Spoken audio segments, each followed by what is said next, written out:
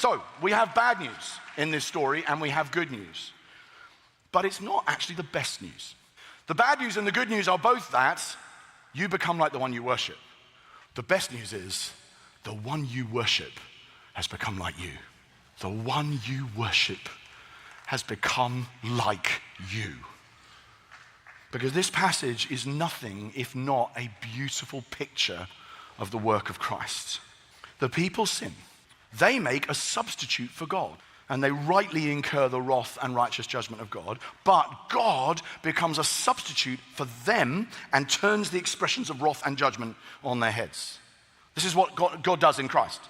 So instead of an idolatrous God being crushed and poured out and given to the people to drink, we have the real God, Christ himself, being crushed for our iniquities and being poured out unto death and being given for his people to eat and drink.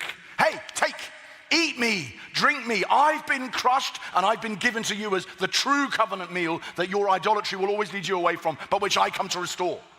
Instead of a day of judgment in which the Levites begin their priestly ministry by taking out their swords and striking their brothers with judgment so that 3,000 people die, we have the day of Pentecost, where our brothers, the apostles, begin their apostolic ministry by taking out the sword of the Spirit and striking their brothers with it so that 3,000 people are saved. In this text, Moses mediates and intercedes for the people, and he offers atonement, and he asks to take the consequences instead of them. Blot me out. And God says no. No, Moses, you're great. In fact, I'd be prepared to restart the nation with you, but you're not the mediator they need. You can't do it, sorry. And he sends a plague and brings destruction upon the people because Moses' mediation and intercession, though valuable and beautiful in its way, is just not enough, and God says no.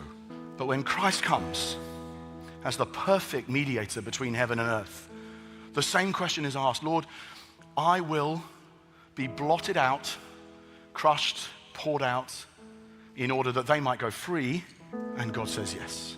God says yes. Moses, your mediation was not perfect. My son, your mediation is perfect. And his intercessory work is successful. It's effective. It is a beautiful reality that we become like what we worship, just as it's a scary reality that we become like what we worship. But the gospel is more than that. The gospel is that the one we worship has become like us, and he has nailed it. His mediation is perfect, it is successful, and you are secure in his arms.